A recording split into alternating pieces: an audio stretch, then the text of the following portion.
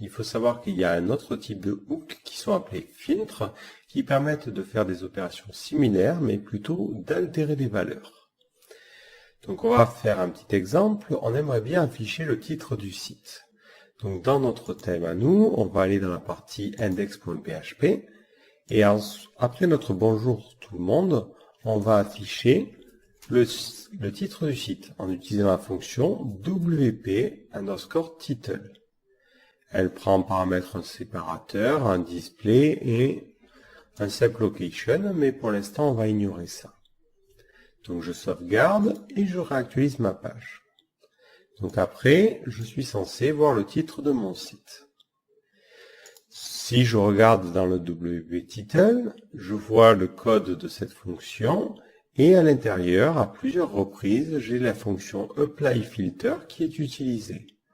Donc on le retrouve un petit peu plus bas ici et un petit peu plus bas ici.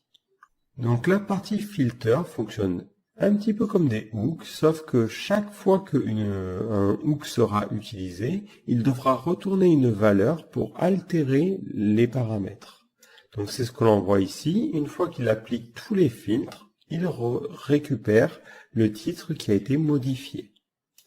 Donc nous, ce que l'on pourrait faire dans notre functions.php, c'est rajouter un filtre. Donc pour cela, on utilise la méthode addFilter.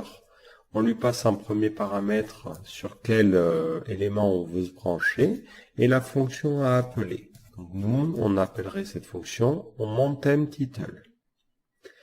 On aurait la notion de priorité et de paramètres comme pour la partie action. Donc ici, je mets monThemeTitle.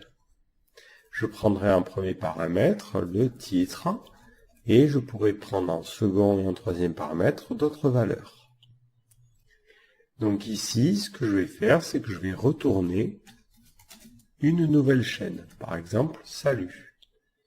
Maintenant, quand je vais atteindre ce filtre-là, ça prendra la valeur et ça la changera. Donc si je réactualise ma page, j'ai bien salut ici.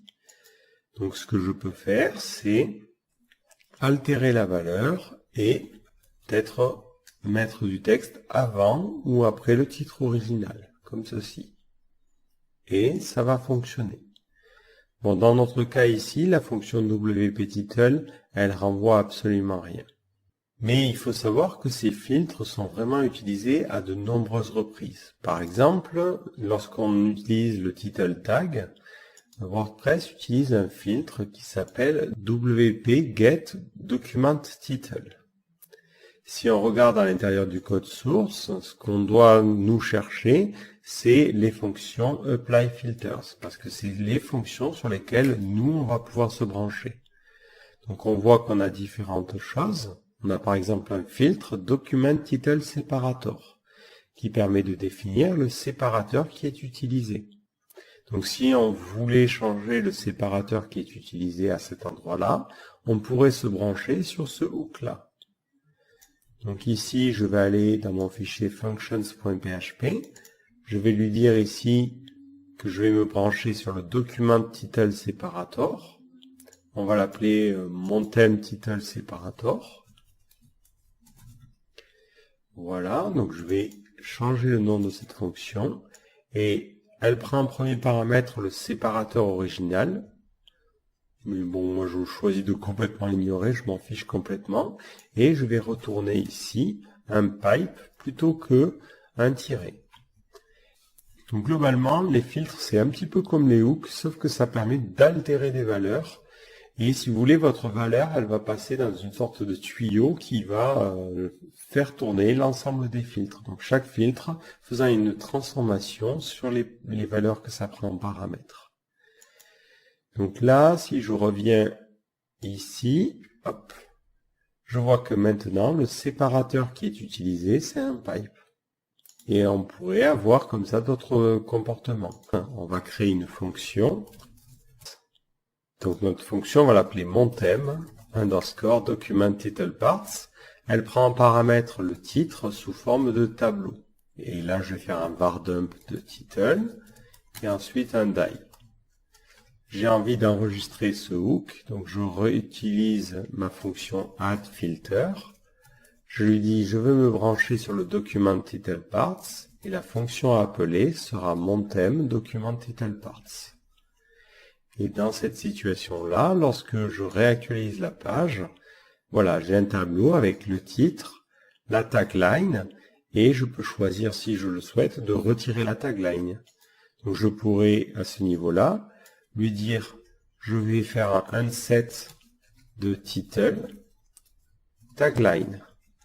Je supprime cette clé-là, et ensuite je return title. Donc ça me permet de filtrer certains éléments que je ne voudrais pas voir apparaître dans le titre de ma page WordPress. Et si je réactualise, ça me dit juste mon site. Mais ce que je pourrais aussi faire, c'est rajouter des propriétés. Je pourrais faire un title. Bon, je ne sais pas ce que je mettrais ici, on mettrait des mots. Et ensuite, on mettrait salut.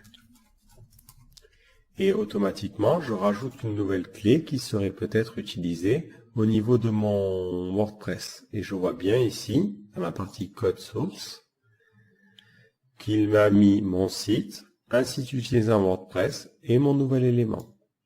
Donc voilà à quoi servent les filtres. Les filtres, c'est comme des tuyaux qui vous permettent d'altérer une valeur.